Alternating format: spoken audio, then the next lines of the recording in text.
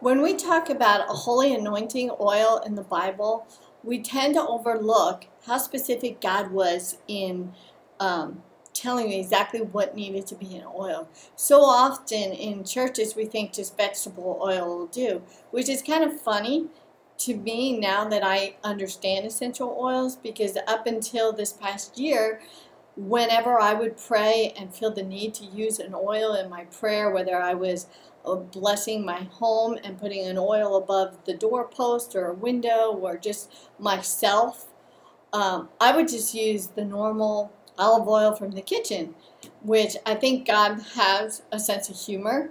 I would hope He has a sense of humor, but that's really not what He was intending when He wanted us to use oils. In Exodus 30:22-31, He's very specific when He tells Moses how to make a holy anointing oil. It says, "Moreover, the Lord spoke to Moses, saying, also take for yourself quality spices, 500 shekels of liquid myrrh, half as much of sweet-smelling cinnamon, 250 shekels, 250 shekels of sweet-smelling cane, 500 shekels of cassia, according to the shekel of the sanctuary, and a hin of olive oil." So olive oil is mentioned. "And you shall make from these a holy anointing oil, an ointment compounded according to the art of the perfumer."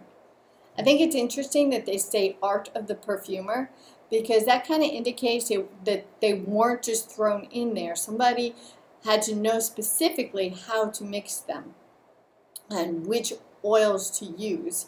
And remember, it says quality oil, so they didn't just go down to the local GNC and just grab anything.